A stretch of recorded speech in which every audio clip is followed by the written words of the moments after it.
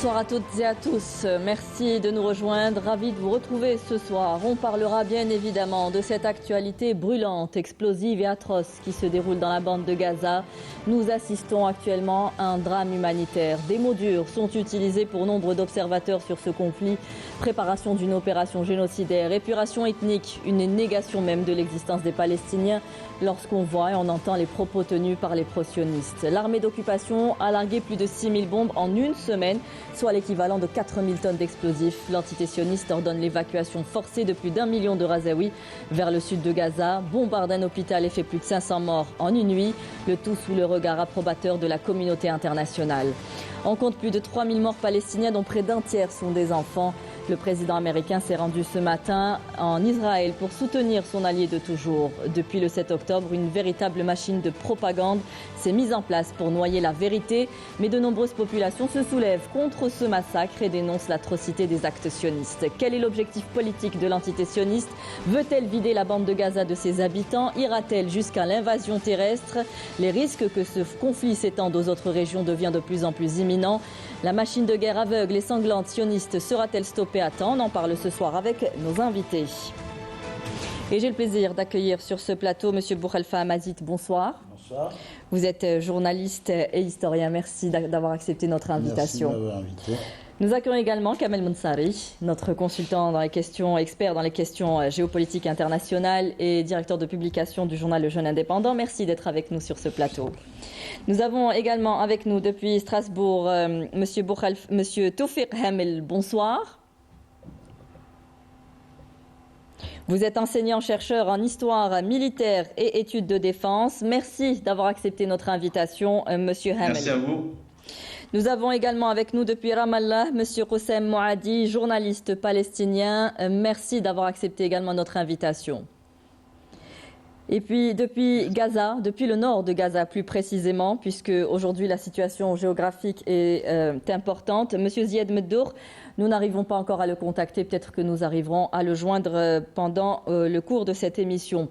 Mais auparavant, avant d'ouvrir le débat sur ce qui se passe actuellement dans la bande de Gaza, je vous propose de revenir sur la situation humanitaire de ces plus de 2,5 millions de Razaouis, de personnes, parce qu'on semble ignorer que ce sont aussi des humains. Ils sont coupés de tout, de nourriture, de gaz, de connexion, d'électricité, aujourd'hui d'eau surtout, puisqu'ils se retrouvent à boire de l'eau insalubre, de l'eau usée ou voire de l'eau salée. On fait le point de situation avec Naïma Haouch et on revient juste après pour le débat.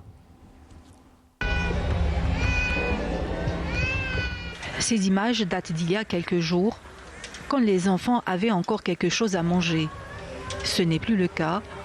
Aujourd'hui, il n'y a pas une goutte d'eau, pas un grain de blé, pas de médicaments et pas 1 litre de carburant. Gaza vit sa pire crise humanitaire.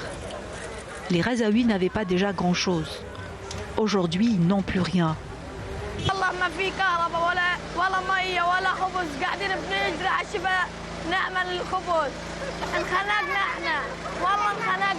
Les appels des ONG quant à l'urgence d'établir un corridor humanitaire pour acheminer les aides restent des vœux pieux.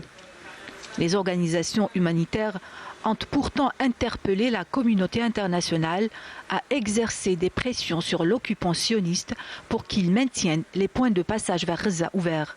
Résultat, les gouvernements occidentaux restent les bras croisés devant la tragédie de Gaza.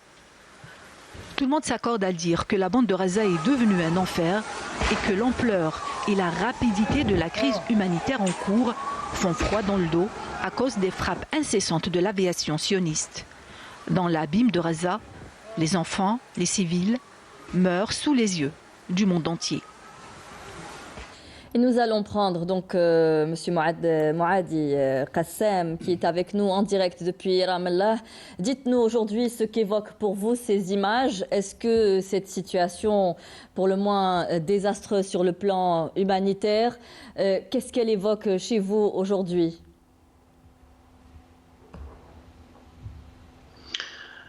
Oui, merci de me recevoir d'abord. Et oui, ces images, en fait, évoquent ce que les Palestiniens connaissent déjà depuis beaucoup d'années. C'est la brutalité israélienne, la brutalité d'une occupation militaire qui s'est vue blessée dans son arrogance militaire et qui veut prendre une vengeance contre toute une population.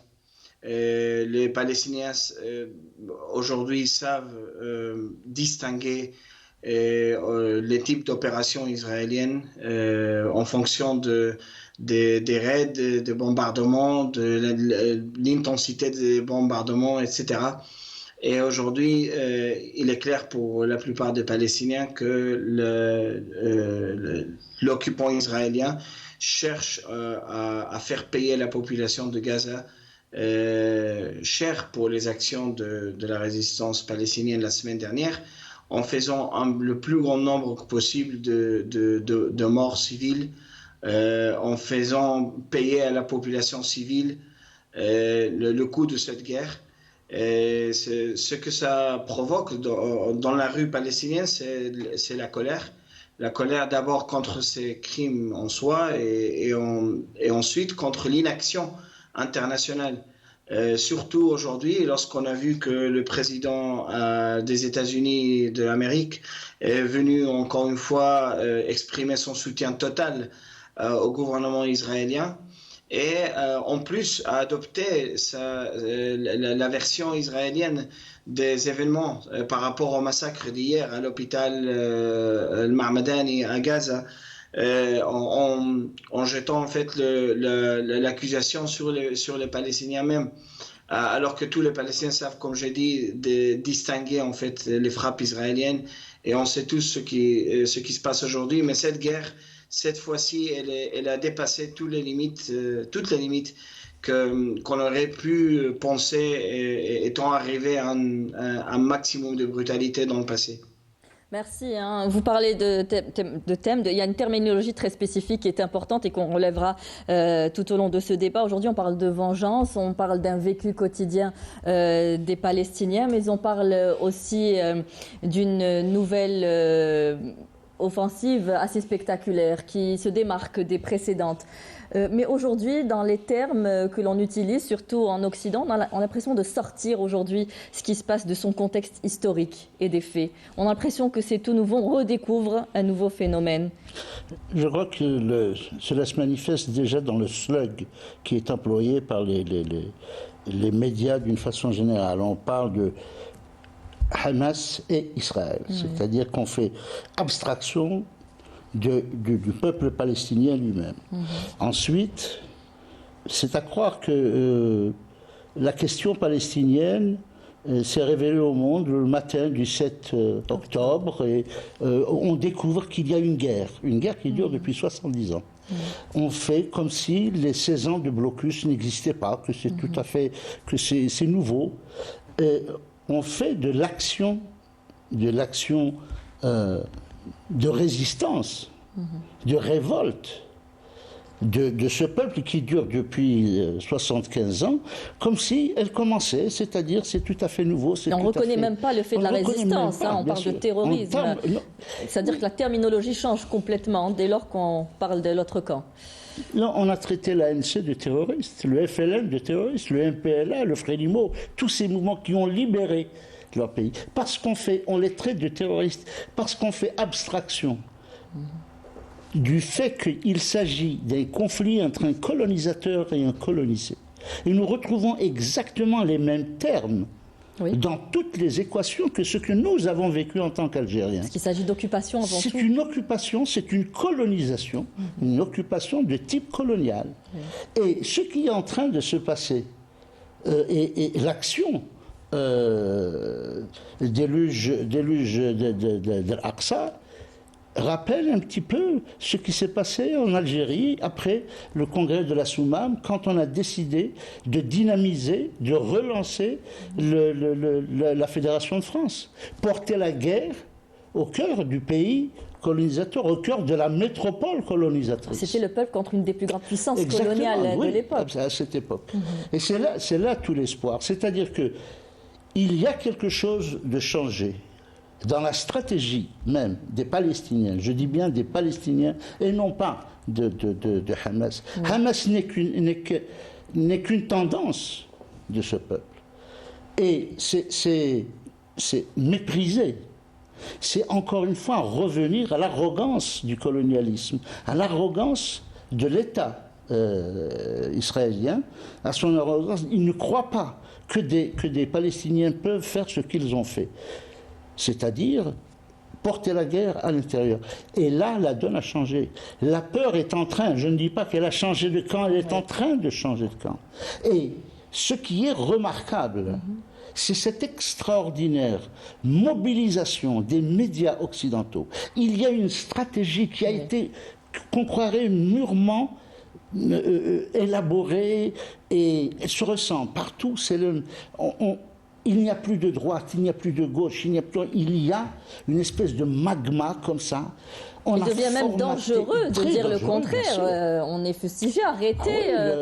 On a vu Benzema est menacé, on va lui retirer son ballon d'or, sa nationalité, etc. Ouais. C'est-à-dire, et ce sont des gens très sérieux, des leaders de partis politiques qui parlent ainsi. Ouais. C'est quand même, en arriver là, il y a eu une déprofessionnalisation du métier de journaliste. Le métier de journaliste importe peu face à celui de commentateur.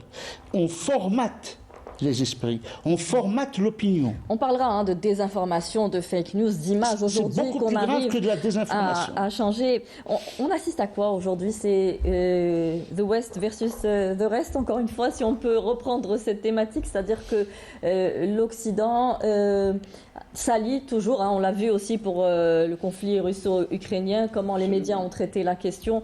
Aujourd'hui, puisqu'on parle des peuples palestiniens ou des humains qui ne sont même plus au même niveau, à la même catégorie. J'entendais la dernière fois lors de débats un pro-sioniste qui disait que la vie humaine d'un enfant israélien ne pouvait pas être comparée à celui d'un Palestinien. C'est-à-dire qu'on remet en cause tout le sens de l'humanité aujourd'hui.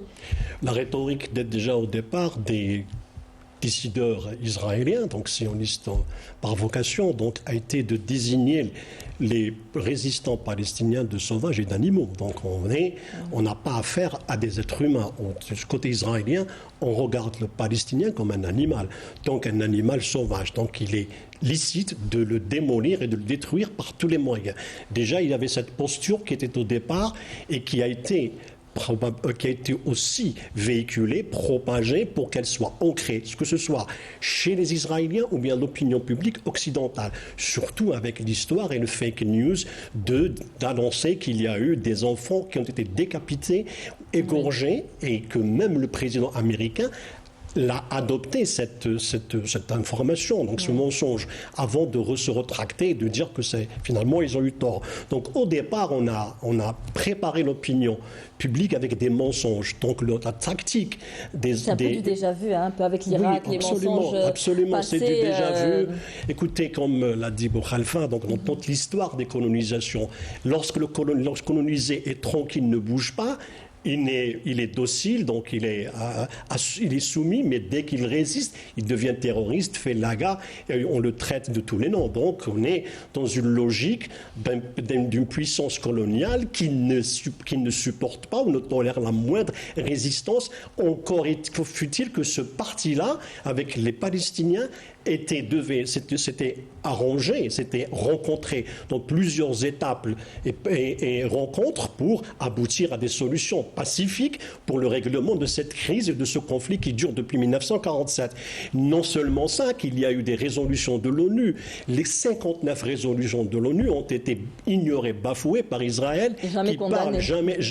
Jamais exécutées, au moins le 1/10 de ces résolutions. Et en même temps, lorsqu'on voit ce qui se produit en Ukraine, on s'est empressé immédiatement à agiter la Cour pénale internationale pour condamner Poutine et d'autres personnes. Donc on est dans un cas de crime de guerre, et ce crime de guerre fait partie d'un génocide. Donc le bombardement, par exemple, de l'hôpital des baptistes, qui appartient, géré par des chrétiens palestiniens.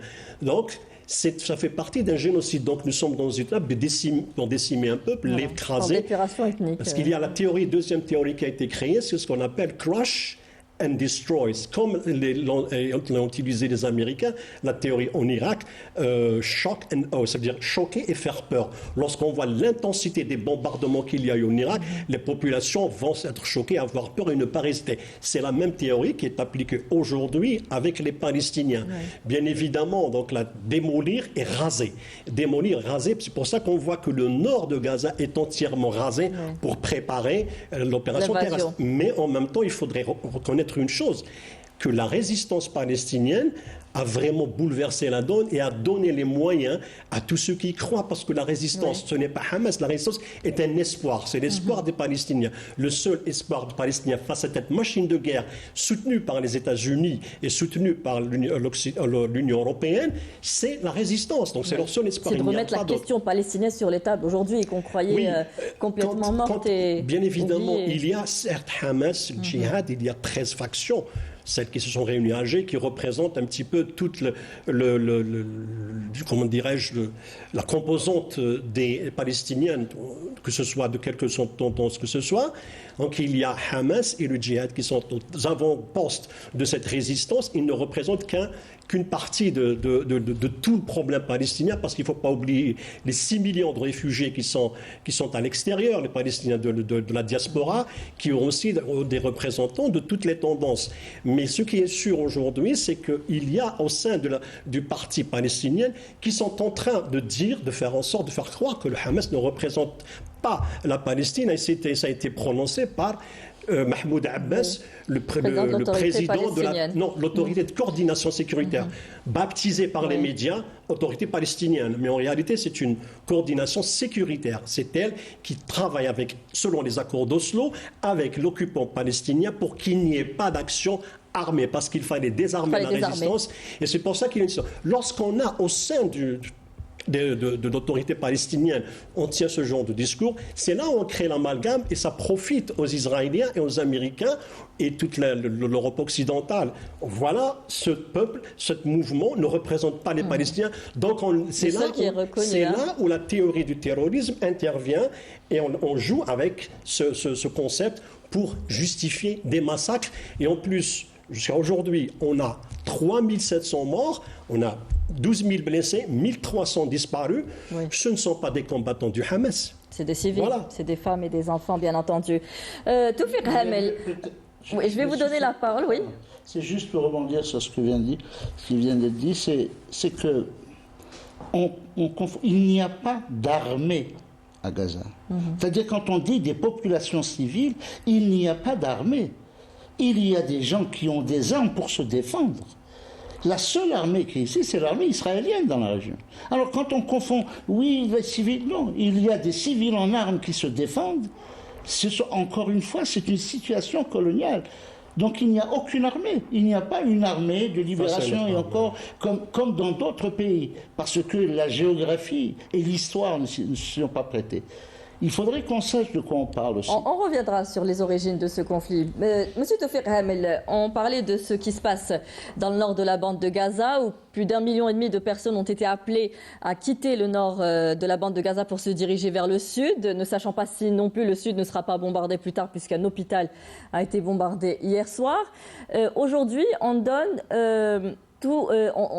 à l'entité sioniste le droit de défense absolue. C'est-à-dire que même en temps de guerre, il y a des règles à respecter. Mais là, aujourd'hui, on assiste encore une fois à une impunité totale de l'entité sioniste. Effectivement. Alors, généralement, à travers l'histoire, l'histoire a toujours été écrite par les vainqueurs. Et là, vous avez Israël, qui a en tout cas, les pays occidentaux, particulièrement les États-Unis, ont toujours soutenu Israël. Là, on est dans une situation où on peut dire qu'il y a une sorte d'ivresse de puissance où Israël estime qu'il y a un sentiment d'impunité qui lui permet en tout cas, de faire ce qu'elle veut. Globalement, on assiste à quoi exactement? On assiste globalement à des crimes de guerre. Alors, lorsqu'Israël demande aux Gazaouis de se diriger vers le sud, mais globalement, vous avez la bande de Gaza. La bande de Gaza a une superficie de 340 km où vivent presque plus de 2 millions d'habitants. Sincèrement, il n'y a aucun moyen pour permettre le déplacement de ces 2 millions vers le sud. Ensuite, vers le sud, elles vont aller où? Ça va créer des problèmes d'insécurité, de famine. Il n'y a pas d'électricité, il n'y a pas d'eau. En fait, on est face à une situation jamais vue, condamnée par le droit international. Même si vous prenez le cas du droit international humanitaire, même les conventions de Genève, condamne ce type de pratique. Globalement, si on prend dans les conventions de Genève, indique clairement qu'il est interdit de s'attaquer à des biens à caractère civil. S'attaquer à une centrale nucléaire, c'est interdit par le droit international. En principe, on s'attaque à des personnes armées. En fait, même un combattant, une fois qu'elle a déposé ses armes, il devient un prisonnier de guerre et du coup, on peut pas ni le torturer ni le menacer. Là, on assiste à quelque chose complètement différent. En tout cas, même les puissances occidentales, ça fait depuis des années qu'on ne cesse pas au moins dans le discours, on ne cesse pas de condamner Israël pour sa politique d'occupation et de colonisation. Ça, c'est dans le discours. Mais dans la pratique, rien n'a été fait derrière. Souvent, Israël se retrouve avec un soutien des États-Unis et d'autres puissances occidentales, particulièrement les États-Unis et la Grande-Bretagne, souvent il est protégé au sein du Conseil de sécurité de l'ONU. Et actuellement, on fait face, en tout cas les Gazaouis font face à une situation dramatique. En fait, globalement, c'est tout le peuple palestinien qui fait face à une situation dramatique qui date depuis 1948. C'est un drame humain, c'est un drame militaire, financier, géopolitique, et la situation vu l'entêtement d'Israël, parce que quel est le plan d'Israël, quel est l'objectif d'Israël? Pour l'instant, à part la guerre, à part la destruction, il n'y a pas un plan, il n'y a pas un objectif politique derrière. Quel est le plan pour l'après-guerre? Alors, on dit que la destruction de Hamas, est irréalisable. Parce que Hamas, c'est plus qu'un mouvement, c'est plus qu'une organisation. En fait, c'est une idée qui est ils n'arriveront pas à tuer la résistance, hein. C'est bien cela. Oui, effectivement. Ce que je veux dire, c'est que les Palestiniens, ça fait des années en tout cas, il y avait déjà les accords d'Oslo au début des années 90, l'objectif était la création de 2 États palestiniens, et pour l'instant, c'est Israël qui est devenu le véritable obstacle à la création d'un État palestinien. Alors, à partir de là, on se pose la question, quelle est l'issue de ce conflit? Alors, vous posez deux bonnes questions. Quelle est l'issue de ce conflit et quel est l'objectif aujourd'hui de l'entité sioniste? Mais avant d'y répondre, je reviens à M. Qassem Moadi. Monsieur Qassem Moadi, que pensez-vous de ce qui se passe aujourd'hui dans la bande de Gaza? On veut aller vers une deuxième Nekba, à vider carrément les lieux de toute la population, à l'envoyer dans un autre État, en Égypte. C'est ce qui est prévu pour vous? Oui. Bon, l'entité sioniste a déjà eu ce plan à l'esprit depuis très longtemps et ils l'ont fait public plusieurs fois. Il y a quelques jours, l'ex-ambassadeur sioniste aux États-Unis, dans une interview sur Al Jazeera, il a même dit explicitement pourquoi est-ce que l'Égypte ne peut pas les accueillir, et il a même détaillé un plan pour construire 10 villes pour les Palestiniens dans le Sinaï. Ça a toujours été un plan. Si aujourd'hui la bande de Gaza existe, c'est parce que tous les réfugiés qui étaient expulsés du sud de la côte méditerranéenne et du nord du Negev, de Naqab, n'ont pas pu entrer en Égypte, parce que l'Égypte a toujours cette politique de ne pas laisser passer les réfugiés palestiniens. C'est pour ça qu'il y a aujourd'hui cette masse. Aujourd'hui, 3/4 des Palestiniens à Gaza sont des enfants et des petits-enfants des réfugiés de 48. C'est-à-dire que ces jeunes que nous avons vus le 7 octobre rompre le siège israélien et rentrer dans les villes et dans les colonies du sud, de l'entité sioniste, ce sont les petits-enfants de ceux qui étaient expulsés, qui étaient obligés à partir de chez eux il y a 75 ans pour se réfugier à Gaza. Et Israël et l'entité sioniste connaissent très bien cette réalité. Ils savent très bien qu'ils ne font pas face au Hamas. Ils font face à quelque chose de beaucoup plus profond qu'une organisation qui a 35 ans d'âge. Et là, j'aimerais rebondir sur ce qui a été dit aussi par les autres intervenants, c'est que cette obstination par les médias occidentaux de tout recadrer autour de Hamas, tout est Hamas en fait, tous les bombardements visent le Hamas, même quand c'est une crèche qui est bombardée ou un hôpital. C'est la volonté de cacher une réalité, ce qu'Israël fait face à un peuple, à tout un peuple. Et les autres intervenants ont très bien indiqué qu'il n'y a pas que le Hamas dans la résistance armée. À Gaza, il existe une chambre d'opération jointe qui ressemble 12 factions armées qui représentent tout le spectre politique et idéologique de la société palestinienne. Et c'est très important d'avoir ça à l'esprit. Quand Hamas a commencé à Gaza, dans le début des années 90, à former les premières cellules de ce qu'aujourd'hui on connaît comme les brigades de Azz-e-Din al-Qassam, ils construisaient sur des réseaux, sur des structures qui étaient en construction depuis la fin des années 50. Depuis le début des années 60, il y avait déjà un tel Mohammed al-Aswad qui gouvernait Gaza la nuit alors que l'armée sioniste le gouvernait pendant la journée, selon la radio israélienne à l'époque.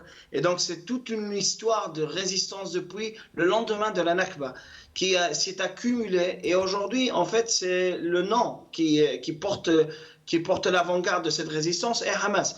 Donc Israël sait très bien qu'ils sont en train de faire face à une histoire très profonde d'un peuple qui n'a jamais baissé les bras, qui n'a jamais accepté la défaite, qui n'a jamais accepté la mort et qui n'a jamais accepté d'oublier d'où il vient, qu'il a ce droit de retourner dans ses terres, dans ses propriétés, dans ses villages dont il a été expulsé il y a 75 ans.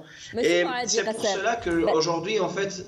Oui, merci. Ouais. C'est important ce que vous dites aujourd'hui. On comprend que les Palestiniens sont attachés à leur terre.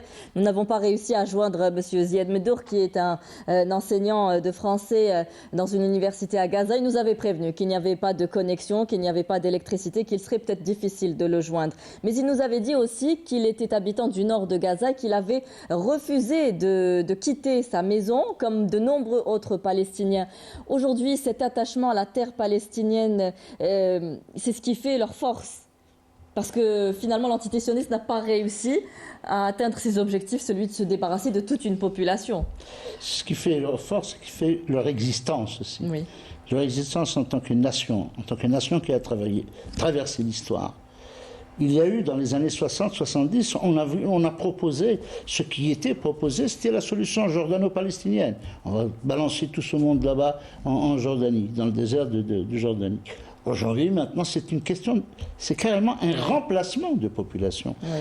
La stratégie, enfin, ce qui est souhaité, ce qui est visé, même s'ils savent que c'est impossible, vu cet attachement des Palestiniens à leur terre, parce que tout a commencé par la terre, la première chose qu'on a enlevée. C'est exactement ce qui s'est passé chez nous. Les premiers mois de l'occupation des environs d'Alger, on a distribué des terres. D'ailleurs, le gouverneur Clausel, qui était un général en fait, qui ne s'est pas privé, il a pris toute une région, dans la région de Hadjot, etc. Il avait pris. C'est ça le colonialisme. Le colonialisme s'attache à ce qu'il y a de plus cher chez un peuple, c'est sa terre. Il y a une injustice dès le départ. Dès le départ, non, parce que le colonialisme est parti du racisme. L'extraction, c'est d'abord le racisme. C'est-à-dire qu'on prenait des peuples, on prenait des hommes et on les emmenait ailleurs pour travailler. Et ensuite, on s'est dit, mais pourquoi les déplacer? Puisque nous allons prendre leurs terres et les laisser sur la terre, ils vont travailler pour nous. Et sinon, on va les exterminer. On va en garder juste une partie. C'est ça même, l'idée même. Et ensuite, Che Guevara disait une chose, il disait que le colonialisme tend à faire de l'homme une bête sauvage. Il faut le transformer en bête sauvage parce qu'il va se battre. Frantz Fanon le dit aussi. Frantz Fanon dit que c'est-à-dire qu'on va le pousser jusque dans ses derniers retranchements. Et on va développer tout ce qui est. Alors, et ensuite, on va le traiter de terroriste. C'est exactement ce qui s'est passé pour les Palestiniens. On a essayé, maintenant, c'était clair. La stratégie est claire. On va les pousser vers le sud. Et encore un peu plus loin. Si par malheur, les Égyptiens ouvrent les frontières, tous ceux qui sont, c'en est fini. Ils reviendront plus. Bien sûr. C'est comme on va réfugiés, dire non, on va hein. sélectionner. On va sélectionner. C'est ça, c'est visible comme le nez sur le visage. Le président égyptien a refusé justement d'ouvrir. Il a refusé le président. Pour ne pas être complice de cette deuxième Nakba. S'il fallait faire déplacer les Palestiniens, il faut les dépasser vers le Negev, c'est-à-dire les maintenir en Palestine. Mais on dit qu'il y avait déjà, il y a quelques années, cette option, discussion entre l'entité sioniste et les États-Unis d'aller carrément trouver une autre terre pour les Palestiniens dans les péninsules de Sinaï. Pas plus loin que le plan Trump de 2020. Voilà, avec Trump. Les discussions étaient avec lui. Trump proposait justement que les Palestiniens, que Gaza soit rattaché à l'Égypte et que la Cisjordanie, surtout les terres qui ont été occupées par les colons, donc tout ça reste, et la partie qui est comme Ramallah et Jéricho et Tours soit rattachée à la Jordanie. Donc ça a toujours été le cas. C'est pas à ça qu'on assiste aujourd'hui. Non, c'est plus compliqué, parce que l'objectif, parce qu'il faut, quand même les Israéliens, ils ont un objectif.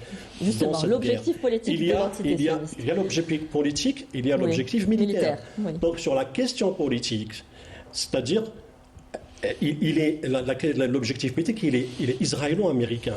Cette façon de démolir les Palestiniens, cette capacité qui est utilisée pour les démolir, pour les détruire, elle a un message, c'est-à-dire que tous les pays qui demain s'essayeraient à faire face aux Américains, aux Israéliens ou l'Occident, voilà ce qu'ils subiraient. Et ça, c'est un message qui est adressé, comme on le voit, à la Chine, à d'autres pays comme l'Iran, qui est pro-palestinien. Donc, c'est cette lecture-là. Sur le plan militaire, il y a un objectif qui se décline sur 3 phases. La première phase, c'est de décimer la résistance, c'est-à-dire désarmer, que le Hamas n'aura plus la capacité de nuire ou de reprendre le flambeau pour s'attaquer à Israël. La deuxième, c'est que parvenir à ce que Gaza revienne sous l'autorité palestinienne, c'est-à-dire l'autorité, et refaire revenir Mohamed Dahlan, qui était directeur de la sécurité intérieure et qui gérait Gaza. Et le troisième, c'est de faire en sorte à ce que l'Iran ne peut couper les liens ombilicaux entre la résistance palestinienne et l'Iran, qui est le principal fournisseur. Parce qu'il faut rappeler que quand même, l'Iran a entraîné des combattants du Hamas, elle les a formés, elle les a aidés. Donc il y a aussi, y compris Ansar Allah, l'Iran qui a prévenu qu'en cas d'invasion terrestre, cela ne pouvait pas rester aussi. Donc il y a un objectif politique et un objectif militaire. Et le chèque en blanc qui a été donné par Trump au premier jour, par Joe Biden, le premier jour du combat, c'est-à-dire le dimanche du 8 octobre, en envoyant le porte-avions Gerald Ford, c'était justement pour laisser les Israéliens faire ce qu'ils voulaient. Faites ce que vous voulez, on vous protège. Et il y avait même Blinken qui a troqué son poste de chef de la diplomatie américaine contre sa judaïté. Il avait dit, c'est pour la première fois on entend quelqu'un arriver à Tel Aviv et dire je suis là en tant que juif et non pas en tant que représentant d'un État. Donc il y a cette implication religieuse dans le conflit qui revient à chaque fois. Parce que la logique, lorsque Herzog avait parlé d'animaux, c'est un concept talmudique dans la Torah, parce que la Torah dit que tous ceux qui ne sont pas juifs ou ne suivent pas les préceptes de la Torah sont considérés comme des mécréants passibles de mort. Donc c'est écrit dans dans le contenu, on le trouve, ce genre de préceptes qui sont prêchés non pas les ultras, mais ils sont disponibles et on peut les lire parce que surtout quand on revient au Talmud qui parle du massacre des 7 peuples qui se trouvent dans la région. Donc c'est une logique lointaine qui revient et qui est appliquée. Mais la façon dont les Israéliens aujourd'hui démolissent, attaquent, bombardent, c'est une logique qui fait quoi? Qui nous rappelle quoi?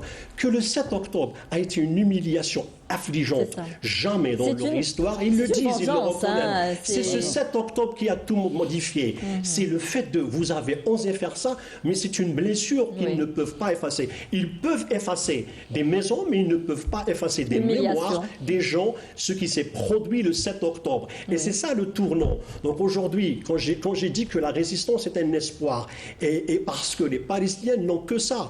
Donc nous sommes dans un pays, nous sommes dans un Comme le disait, territoire. c'est leur existence. Oui, nous sommes dans un territoire où on impose un peuple, on impose une réalité, le fait accompli, alors que ce peuple-là, ces gens, les individus, qu'ils soient en Cisjordanie ou à Gaza ou ailleurs, déteste celui qui les colonise. Ils ne cherchent que le moyen, l'occasion, soit de le poignarder dans les souks de Jérusalem, El-Quds, soit par n'importe quel attentat, c'est-à-dire pour opération, pour faire valoir le fait qu'ils ne veulent pas de cet occupant qui les spolier leur terre, qui vole leur maison, et qui parce que on va donner la parole à Tawfiq juste pour Hamel, terminer une chose.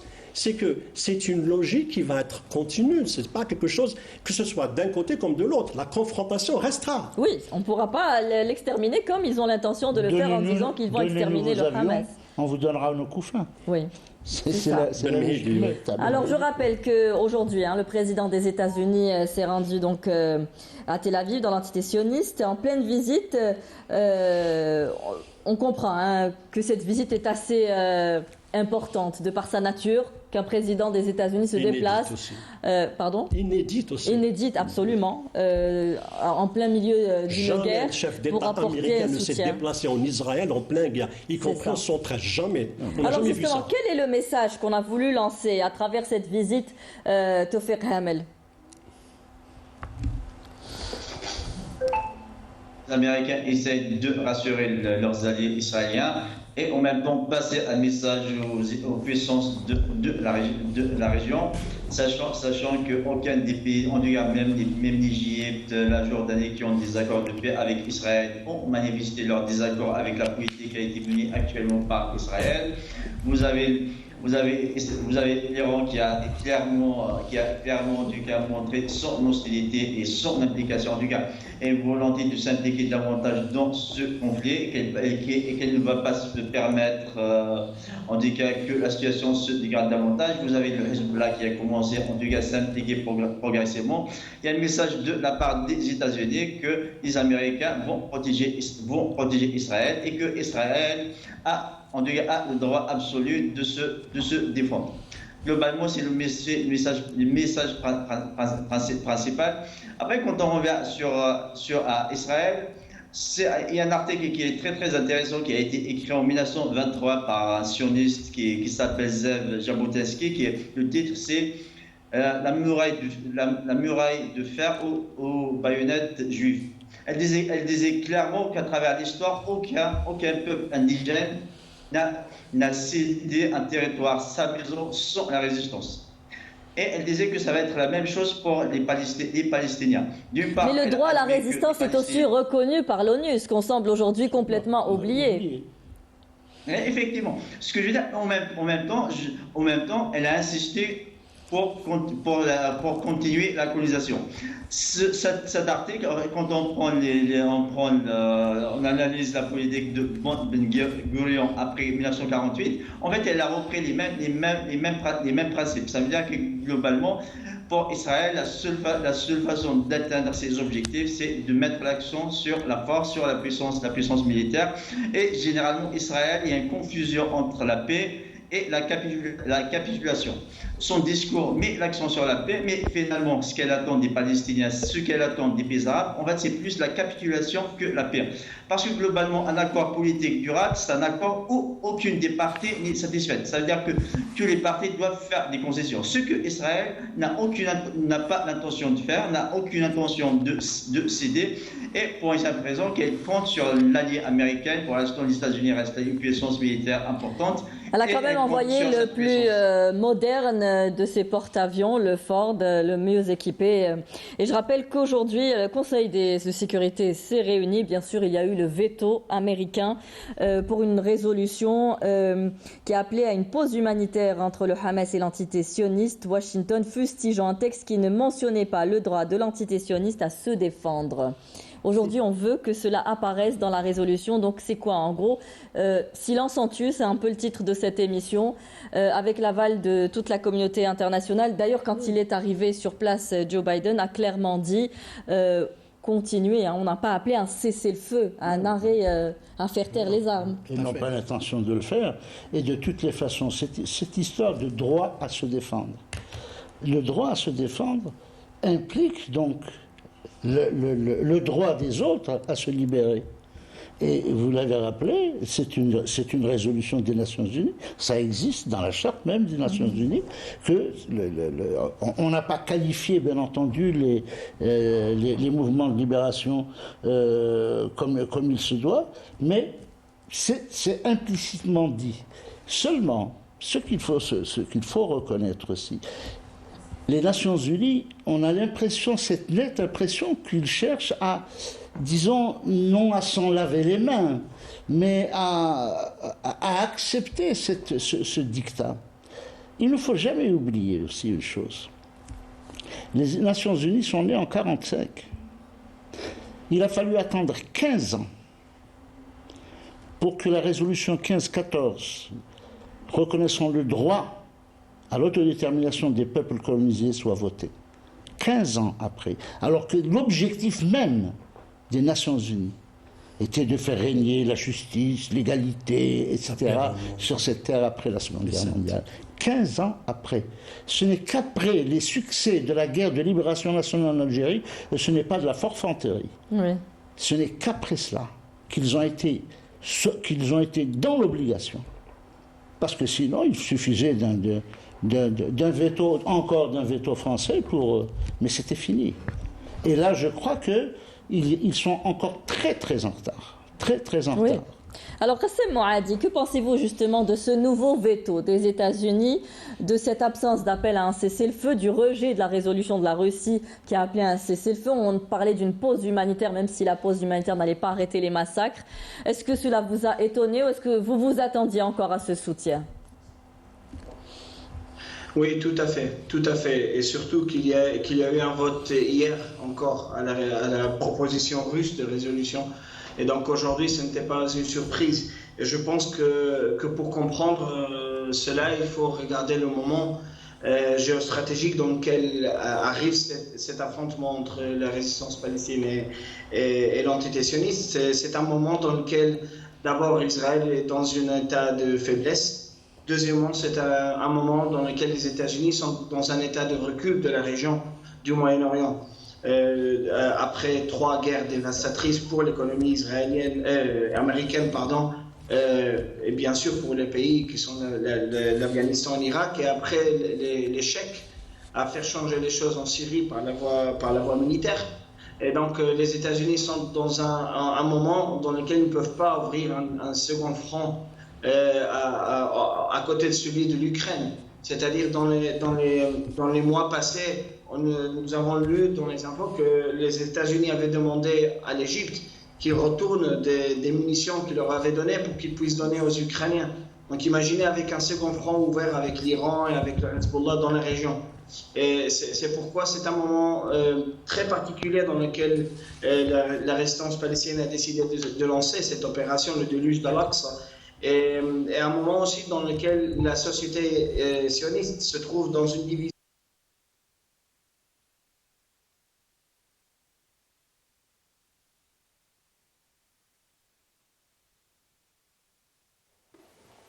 أعوذ بالله من الشيطان الرجيم. بسم الله الرحمن الرحيم. إن الصلاة كانت على المؤمنين كتابا موقوتا. صدق الله العظيم. الله أكبر الله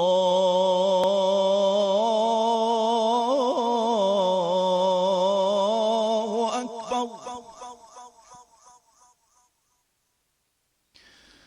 أشهد أن لا إله إلا الله.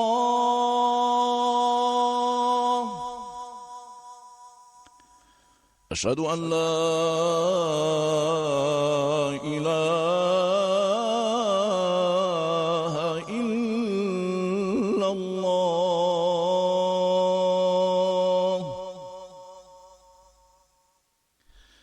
أشهد أن محمدا رسول الله.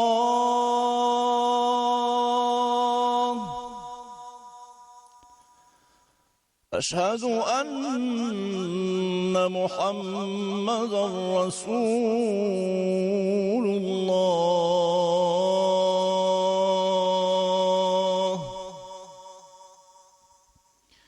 حي على الصلاة.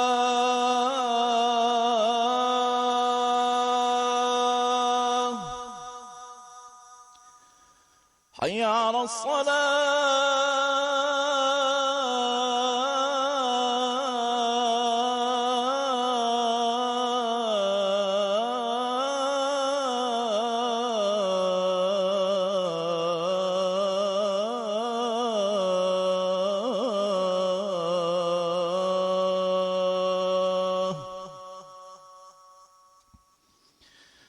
حي على الفلاح.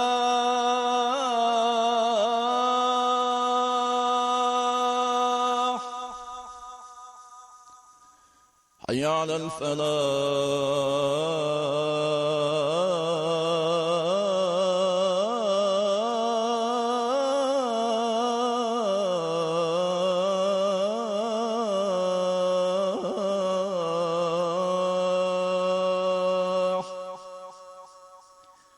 الصلاة خير من النوم. الصلاة خير من النوم. الله أكبر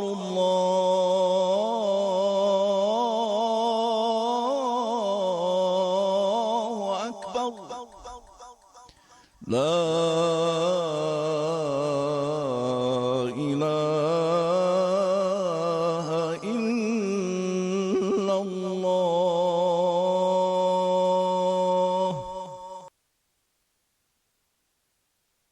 اللهم رب هذه الدعوة التامة والصلاة القائمة آت محمدا الوسيلة والفضيلة وابعثه مقاما محمودا الذي وعده. Dans lequel la société sioniste se trouve dans une division très très grave, de jamais vue de son histoire depuis 1948. D'ailleurs, on disait que cette attaque, c'était un peu... Netanyahou voulait en faire aussi un enjeu politique, hein, avec cette attaque Et c'est toujours militaire. le cas. C'est toujours, en fait, les guerres, c'est toujours un enjeu politique. La politique israélienne et les élections israéliennes se jouent toujours avec du sang palestinien. Mais si vous voulez, c'est un moment aussi stratégique, parce que c'est un moment dans lequel aussi l'armée israélienne n'a pas la capacité de lancer une guerre à grande échelle. Ils savent depuis 2006 au moins que leur infanterie n'est pas en état de mener un combat urbain, parce que voilà, la société israélienne a changé, non plus la même capacité de subir des pertes. Et c'est pourquoi on entend que voilà, ils veulent relancer une opération terrestre, ils décalent et ça ne commence jamais. Oui. Et donc dans ce moment-là, il est très important pour l'entité sioniste et pour les États-Unis de faire deux choses. D'abord, démoraliser tous ceux qui pensent profiter de ce moment, à commencer par le peuple palestinien et la résistance palestinienne, et ensuite l'Iran et les autres. Les démoraliser pour leur faire comprendre que ça ne sert à rien, que ça ne marche pas. Et la seule façon de faire ça c'est de faire subir beaucoup de dégâts humains, de pertes de vie humaine. C'est la philosophie même à laquelle a fait référence M. Tawfiq Kamel de la muraille de fer, c'est-à-dire de donner toujours une réponse disproportionnée, oui, jusqu'à ce qu'ils comprennent, ces Arabes, que ça ne sert à rien de résister. Alors justement, et donc il faut faire ça. Et deuxièmement, restaurer un peu la morale de la société sioniste elle-même, qu'elle peut compter sur cette hyperpuissance militaire. Oui, et c'est pour ça que, en fait, les bombardements ne visent que des civils, ne visent pratiquement que des civils. C'est pas une guerre contre le Hamas, c'est une guerre contre la morale de combat du peuple palestinien. Encore une fois, parce qu'ils savent qu'ils ne luttent pas contre une organisation. Ils luttent contre une volonté de combat qui a plus d'un siècle d'âge.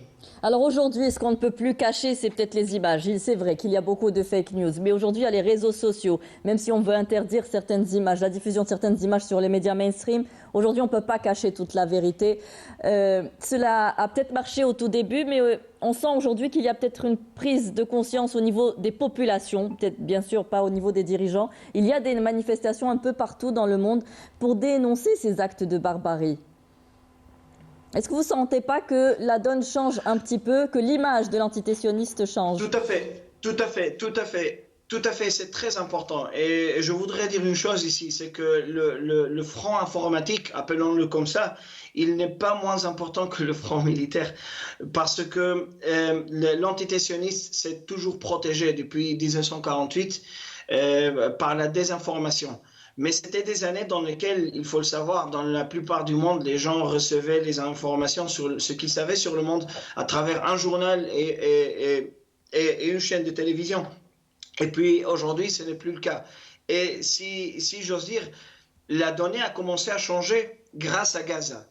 Ironiquement, ce bout de terre palestinien qui a été assiégé, qui a été isolé du reste du monde physiquement, est devenu le porte international de la cause palestinienne depuis 2008-2009, depuis l'opération sioniste du plan Dursi. Parce que c'est avec les images des Palestiniens à Gaza, avec les images des enfants palestiniens décortiqués dans les rues de Gaza par les bombes israéliennes, que le mensonge israélien a commencé à tomber. Il y a quelqu'un de très célèbre dans l'histoire qui a dit une fois que la réalité, elle est toujours révolutionnaire. Que la vérité est révolutionnaire. Parce que pour maintenir un mensonge, il faut des ressources, il faut des structures, il faut tout un dispositif. Mais il suffit une image réelle de la réalité sur place, sur un réseau d'Internet que personne ne peut censurer pour que ce mensonge commence à s'écrouler. Aujourd'hui, on est loin d'avoir fait reculer complètement le mensonge. On voit très bien comment dans la minute près, on commence à fabriquer le mensonge et à dire que l'hôpital, enfin, il n'a pas été bombardé par Israël, etc. Mais il y a un changement très grand qui s'est passé. Aujourd'hui, il y a beaucoup plus de conscience, une prise de conscience dans le monde.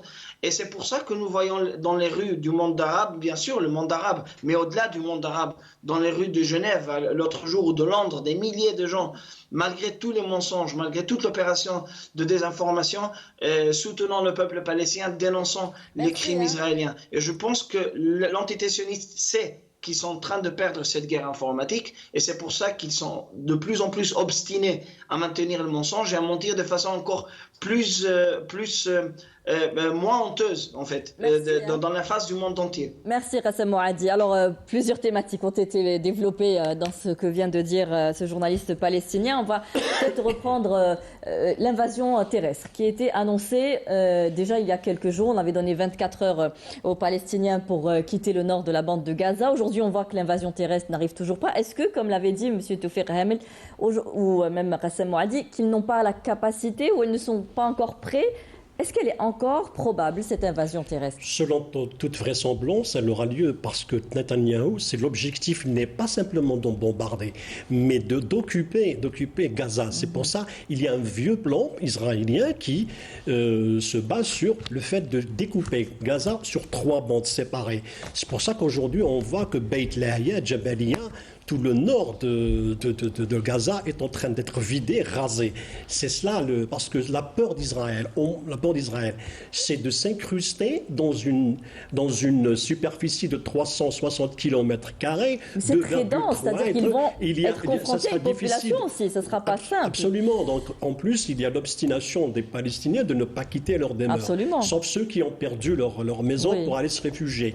C'est cela qui est aujourd'hui, Netanyahou subit la pression parce qu'il est obligé d'aller chercher, comme il l'affirment beaucoup de politiciens israéliens, d'aller chercher les otages, ceux qui ont été faits prisonniers. C'est pour cela que les États-Unis... Ils n'en parlaient plus à un certain moment. Oui, je pense mais aujourd'hui... C'était considéré parmi les dommages collatéraux. Mais là, ça revient... Qui mettent la pression. Les familles des prisonniers, on en parle de 250 prisonniers, donc ils ont annoncé que si le gouvernement ne les ramène pas, on va faire trembler tout Israël. Mais c'est pour cela, il y a aussi un détail important. Les Américains ont envoyé 1000 soldats du contingent Delta. Mais est-ce qu'ils vont rentrer ? Delta est spécialisé justement dans les opérations spécifiques, notamment la libération d'otages.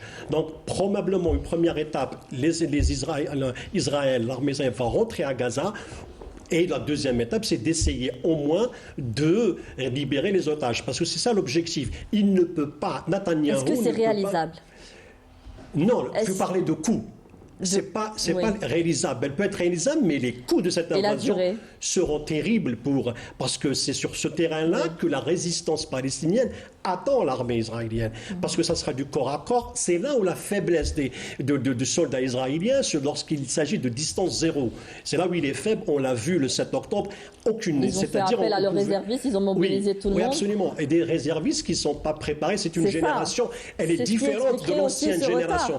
Elle est différente de l'ancienne génération qui était venue pour massacrer. Ils avaient une idéologie de terrorisme parce que Israël est un État qui a été créé par des terroristes. Ceux de l'Irgun et ceux du Haganah qui avaient déjà commis des attentats en Pologne. Ils sont venus s'installer en Israël pour justement commettre des attentats. C'est le seul État. Il y a 2 États dans le monde qui sont nés sur le sang. Israël et les États-Unis. Les États-Unis ont décimé toute une population d'autochtones. Aux États-Unis, les Amérindiens et les Israéliens ont décimé les Palestiniens qui étaient sur leur terre. Donc c'est la même logique. C'est pour cela qu'il y a cette solidarité accrue entre Washington et Tel Aviv. Pour revenir à l'opération terrestre, il n'a pas le choix de Netanyahou que de la faire, mais il sait très bien que ça va coûter cher et il l'a dit que ça sera très long et très coûteux. Donc le scénario de perte immense est sur la table, il est posé. C'est pour ça il a décimé Jabalia, Beit Lahia, justement pour faire entrer, parce qu'il pense que les véritables bases, les tunnels de la résistance se trouvent au nord. Et le but de tout ça, justement, c'est pour démolir les tunnels et démolir la capacité de frappe et de résistance. Mais ils peuvent être aussi confrontés à une résistance. Il connaît mieux les lieux. Oui, il a dit. C'est-à-dire, Ehud Barak est passé par là, Olmert est passé par là, Sharon est pas. Ils ont tous perdu à Gaza. Donc c'est cela un petit peu le scénario qui les attend. Avant de vous donner la parole, Monsieur Boukhalifa, je voudrais à votre avis sur la question Tawfiq Hamel, sur cette incursion terrestre, si elle a lieu. Quel est votre sentiment ? Vous disiez qu'elle n'est pas prête de l'armée d'occupation.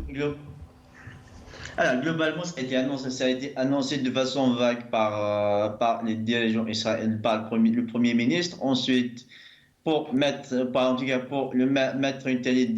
une telle opération en pratique, ça nécessite évidemment des moyens énormes. Et jusqu'à depuis les années 90, il y a ce qu'on appelle en Israël une certaine hiérarchisation de la mort. Ça veut dire que la société israélienne devient de plus en plus sensible aux pertes amies, c'est-à-dire aux pertes d'Israéliens. À partir de là, on a commencé à mettre l'accent, à mettre le risque sur les populations civiles palestiniennes. Ça veut dire que c'est pour ça qu'actuellement l'opération est plus axée sur les opérations, en tout cas sur des frappes aériennes, parce qu'on sait que l'intervention terrestre, ça va coûter beaucoup militairement, même sur le plan politique. Alors, quand le Premier ministre israélien dit que ça va être une guerre longue, généralement Israël n'est pas prête, en tout cas sa structure n'est pas prête pour en tout cas pour supporter une guerre longue. Prenons un exemple pour les réservistes. Dans l'armée israélienne, qui est composée presque de 170 000 soldats actifs, vous avez plus de 320 000 réservistes. Les réservistes, elles font quoi? Les réservistes, généralement, travaillent dans la société civile. Sont des ingénieurs, travaillent dans des usines. Ça veut dire qu'à un moment donné, ces réservistes vont quitter leur travail pour servir l'armée. Ça va nécessairement avoir des implications sur le plan économique. Ensuite, il faut voir le coût. Là, on parle d'une guerre urbaine. Une guerre urbaine a ses propres règles. Et souvent, même si Israël actuellement ne respecte pas le droit de la guerre, bombarde des civils, mais on ne peut pas envisager une opération de ce type qui va durer des mois et des mois sans que la communauté internationale va réagir. Ne serait-ce que pour les dirigeants arabes qui vont se retrouver face à une pression de plus en plus importante, que ça devient de plus en plus difficile à contenir. Vous avez du côté du Liban, le Hezbollah, en tout cas, montre une volonté et que globalement il n'est pas prêt de rester à l'écart si sa situation va durer. Donc ce que je veux dire, la situation peut devenir ingérable s'il n'y a pas en tout cas des décisions politiques fortes justement qui visent à réduire, en tout cas qui vise la désescalade et envisager une issue politique pour ce conflit. Merci. Alors justement, là on a parlé aujourd'hui de l'intention de l'entité sioniste d'occuper le nord de la bande de Gaza. Que reste-t-il aujourd'hui des accords d'Oslo, des territoires occupés palestiniens qui sont morcelés, grignotés d'année en année? Est-ce qu'ils sont encore valables, qu'on peut remettre aujourd'hui sur la table des négociations? Qu'est-ce que la Palestine aujourd'hui?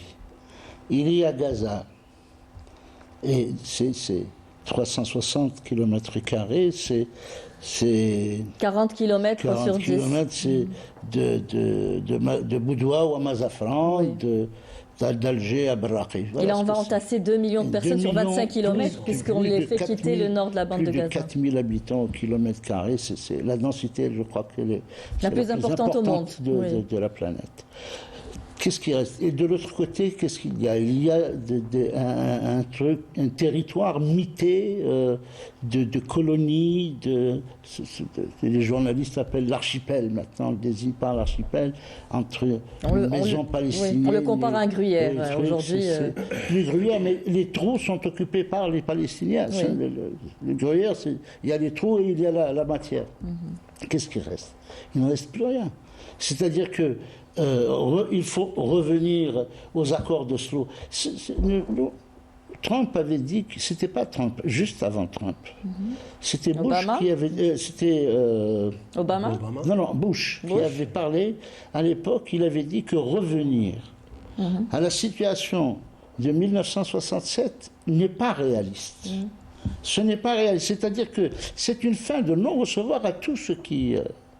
En ce qui concerne cette invasion, Israël n'a pas le souffle, l'armée israélienne n'a pas le souffle nécessaire. Ça, tout le monde le sait. Sans une intervention directe américaine, c'est-à-dire sur le terrain, et ça se profile. À ce moment-là, la donne va changer. La donne va changer. Les experts, on se souvient des experts au Vietnam. On se souvient de toute cette aide, de toute cette préparation à l'invasion. On a envoyé, il y a 2 porte-avions qui sont, il y en a un et l'autre qui le rejoint. On envoie le plus important porte-avions du monde, de la plus puissante armée du monde, du plus puissant État du monde, contre la plus faible nation de la planète. Mais il n'y a pas de raison sur cette terre pour donner raison à cette déraison. C'est incroyable. D'ailleurs, on a justifié nous vivons quelque chose d'incroyable. Aujourd'hui le mensonge de l'entité sioniste sur l'attaque de l'hôpital très rapidement, sans attendre de véritables preuves.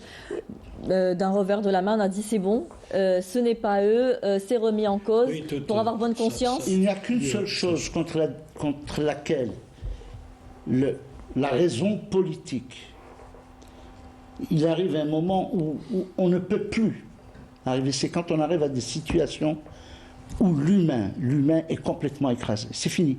On ne peut plus parler de politique.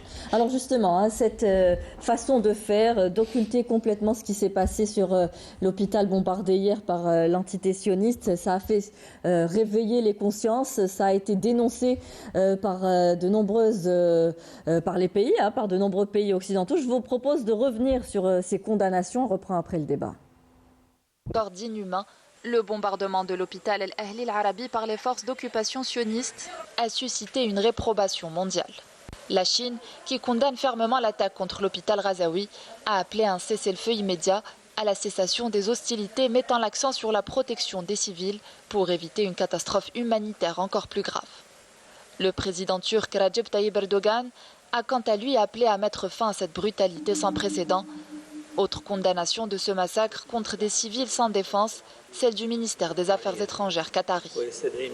La Jordanie, pour sa part, a fait porter à la force occupante la responsabilité de ce carnage perpétré à Gaza. Le président brésilien Luiz Inácio Lula da Silva a condamné une tragédie injustifiable. Il a par ailleurs réitéré son appel à une action internationale urgente pour défendre les enfants et les civils palestiniens. Le haut commissaire des Nations Unies aux droits de l'homme, Volker Türk, qualifie cette attaque d'acte inacceptable. Le président du Conseil européen, Charles Michel, a souligné que toute attaque contre une infrastructure civile était contraire au droit international. Le président de la Commission de l'Union africaine, Moussa Faki, a affirmé que l'entité sioniste a commis un crime de guerre. Aucun mot ne peut exprimer pleinement notre condamnation du bombardement qui a tué des centaines de personnes, a-t-il déclaré, appelant la communauté internationale à agir. Le secrétaire général de l'Organisation de la coopération islamique a à son tour fermement condamné la boucherie commise par l'occupant sioniste, la considérant comme un crime de guerre en totale contradiction avec les valeurs humaines. Le secrétaire général de l'Organisation de la coopération islamique a à son tour fermement condamné la boucherie commise par l'occupant sioniste, la considérant comme un crime de guerre en totale contradiction avec les valeurs humaines. Dans les pays arabes comme en Europe et un peu partout dans le monde, la colère est à son paroxysme. Des milliers de personnes sont sorties pour exprimer leur rejet et leur condamnation des attaques meurtrières de l'armée sioniste contre une population sans défense.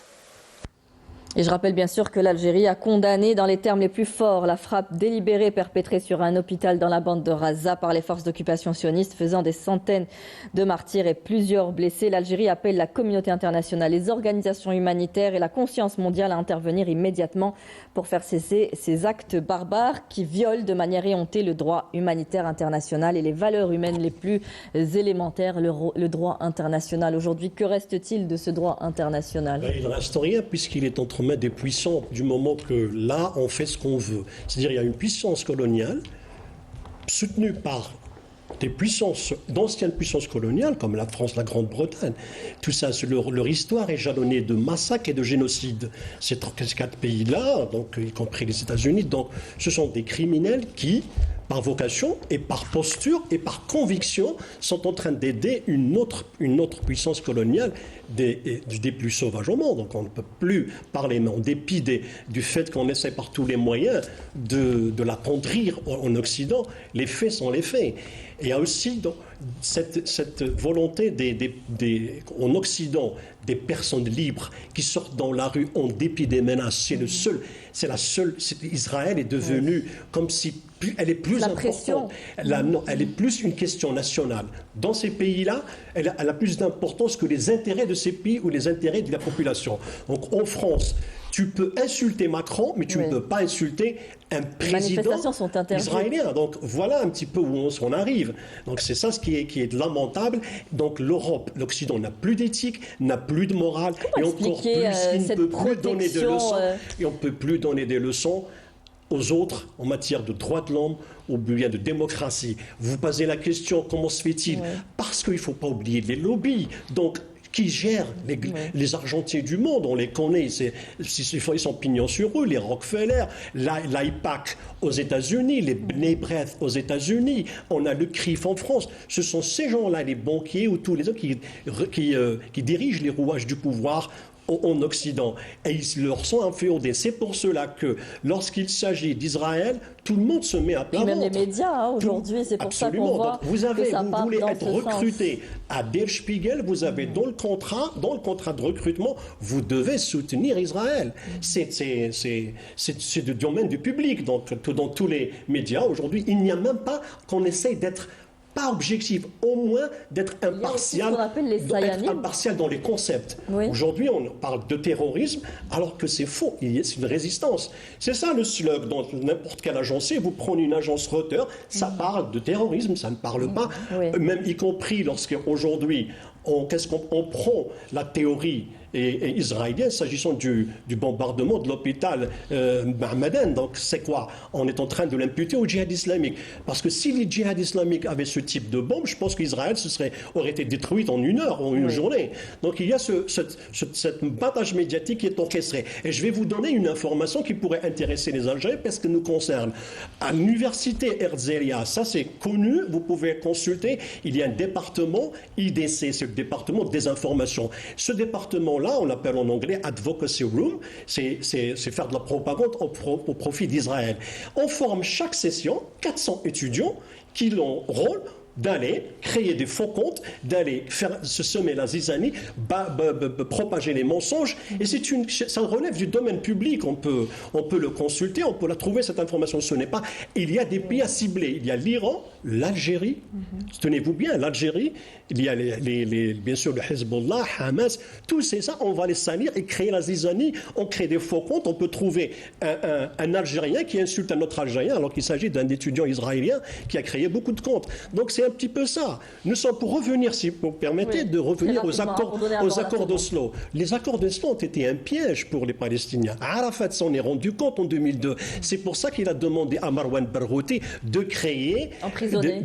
Oui, à Barghouti depuis 2002, depuis le massacre de Jenin, il a demandé à Marwan Barghouti de créer les brigades d'Al-Aqsa. C'est plutôt les brigades de l'Aqsa, et c'est ça parce qu'il fallait revenir à la lutte armée. Ils ont dit que les négociations nous ont piégés, on s'est fait avoir, il faut revenir à la négociation.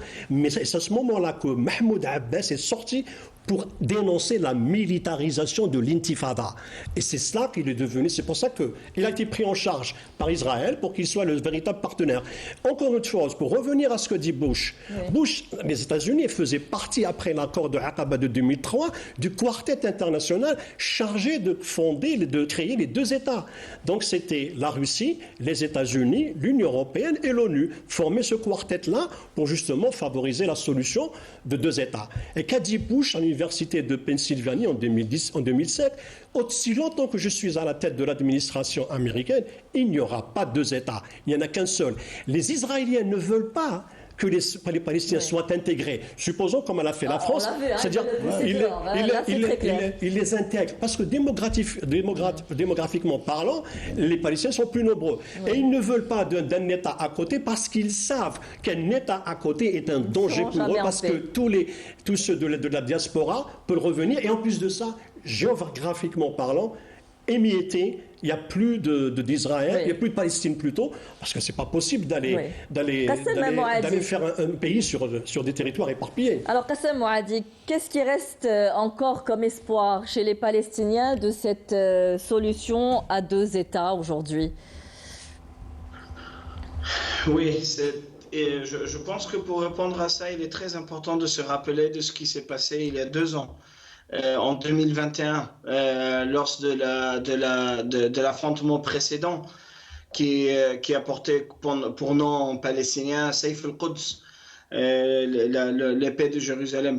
À l'époque, alors, les Palestiniens se sont mobilisés à travers les frontières artificielles imposées pour les ségréguer entre Gaza, Jérusalem, la Cisjordanie et même la diaspora. Et en réponse à l'appel de Sheikh Jarrah, ce quartier à Jérusalem. Ce qui était le plus important en tant que résultat de cette mobilisation, c'est que pour la première fois, la jeunesse palestinienne agissait en tant qu'un seul mouvement national qui dépassait en fait les frontières politiques. Et ce qui est très important et inquiétant pour certains, y compris le Hamas d'une certaine façon, c'est que cette union aussi a dépassé les projets politiques locaux, disons, des élites et des dirigeants palestiniens. Mahmoud Abbas et son autorité palestinienne qui essaie de faire un pseudo-État dans ce gruyère qui reste de la Cisjordanie. Les dirigeants ou les représentants des Palestiniens dans la Knesset israélienne qui essayent toujours de faire semblant qu'ils peuvent acquérir une sorte d'égalité, voilà, qui n'arrive jamais, et ainsi de suite. Et le fait que Gaza peut être séparé du reste de la Palestine.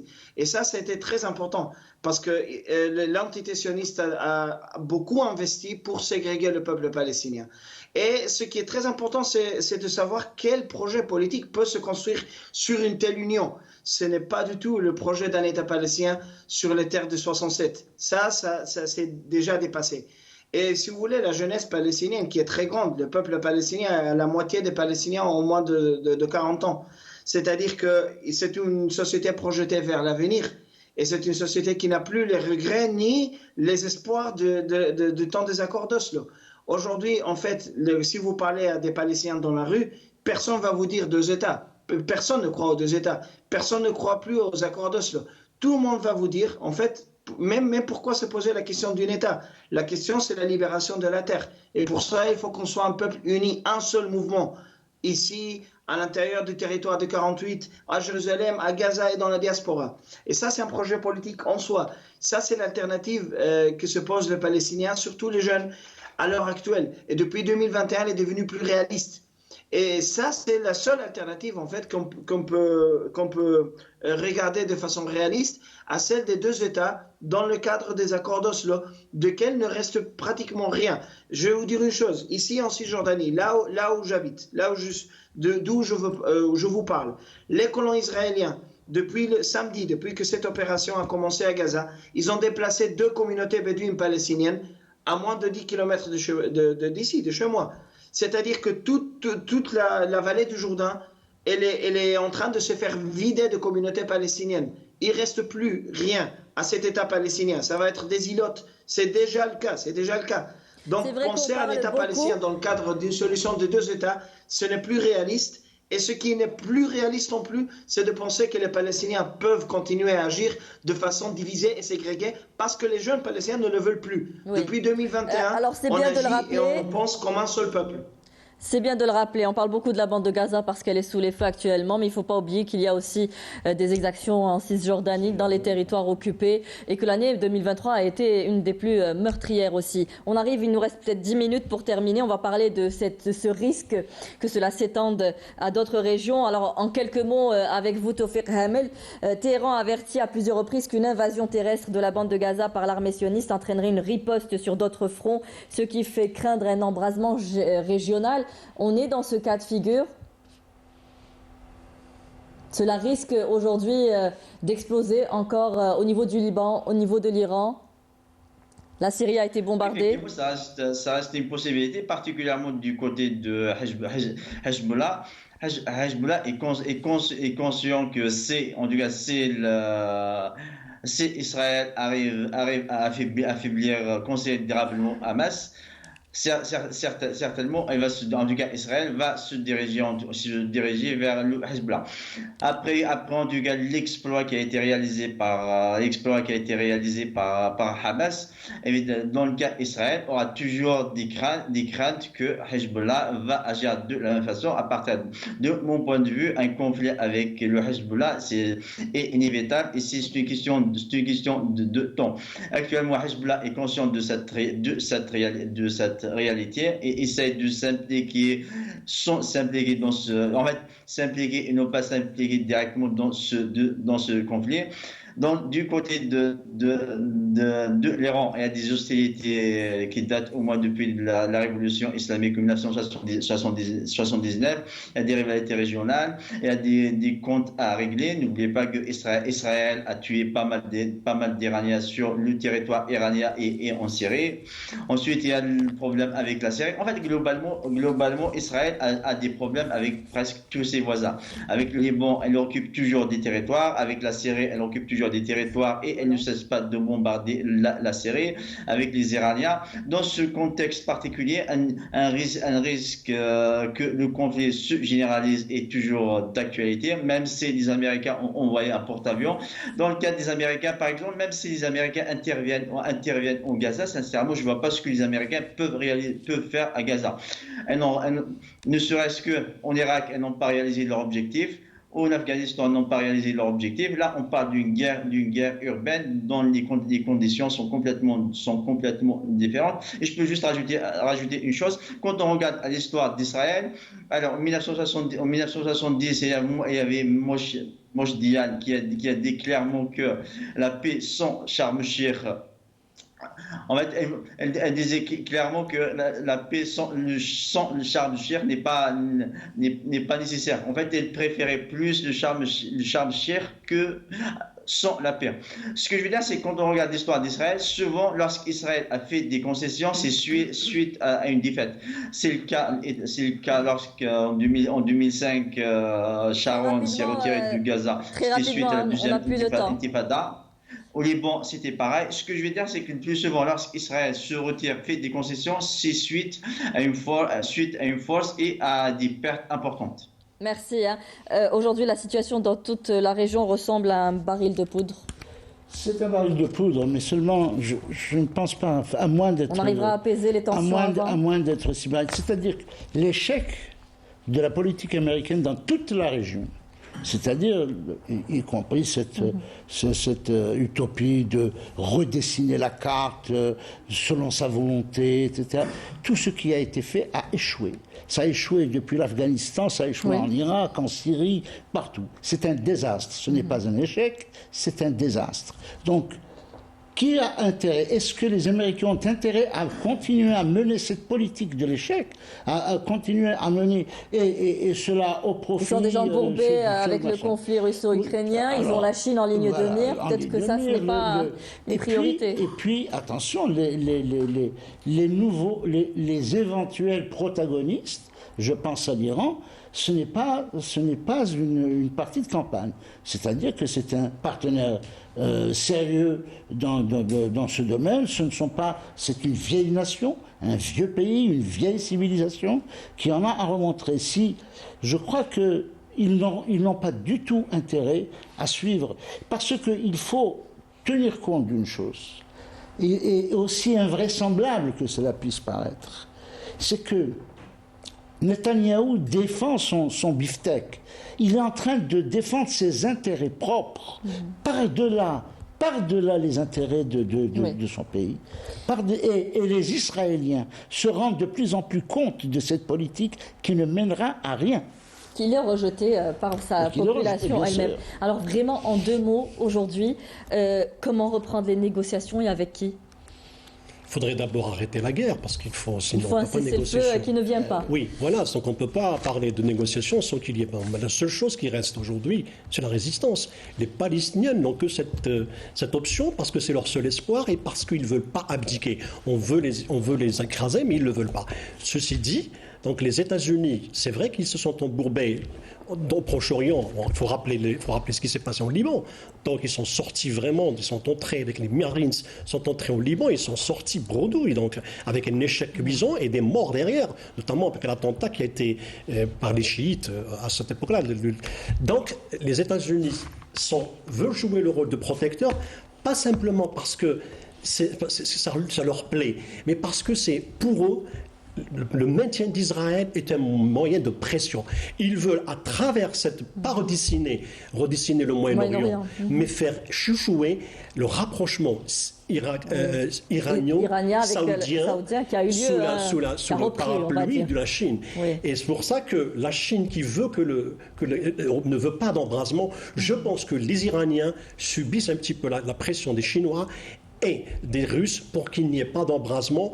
Et là, le prochain jour, on verra si Hezbollah, parce que l'opération terrestre se confirme, donc à propos, donc on verra ce qu'a déclaré le général Abdullah Liayen, qui est le ministre des Affaires étrangères, va se concrétiser, c'est-à-dire parce qu'il y a une ligne de front qui commence à Téhéran, Syrie, Liban, Palestine, Gaza et le Yémen. Cette ligne de front, Jabhat al-Khat al-Mouaja, ce qu'il appelle les Palestiniens, existe, il est réel. Donc ils ne veulent pas, les Iraniens, le perdre. Parce que c'est là qu'il va changer un petit peu la carte de l'avenir du prochain. Alors on n'a vraiment plus le temps, mais j'aimerais quand même donner le dernier mot à Qassem Moadi. Aujourd'hui, vous avez quelques secondes. Quel est votre message? Quel message voudriez-vous faire passer? Le message essentiel, c'est que ce qui correspond aux Palestiniens, c'est de résister, et ils le font. Mais ça ne va pas se jouer sur la résistance des Palestiniens tout seuls, il faut aussi la solidarité du reste du monde, les peuples arabes et les peuples du monde. Très bien. Merci d'avoir participé à cette émission. Merci à Toufiq Hamel qui était avec nous aussi en direct depuis Strasbourg. Merci à vous, messieurs, d'avoir éclairé aujourd'hui nos lanternes sur ce conflit palestino-israélien et sur lequel on aurait pu encore dire beaucoup de choses. Et toutes nos pensées aujourd'hui à toutes ces familles palestiniennes et à toutes ces victimes. Merci à tous de nous avoir suivis. Très bonne fin de soirée sur Canal Algérie. Au revoir.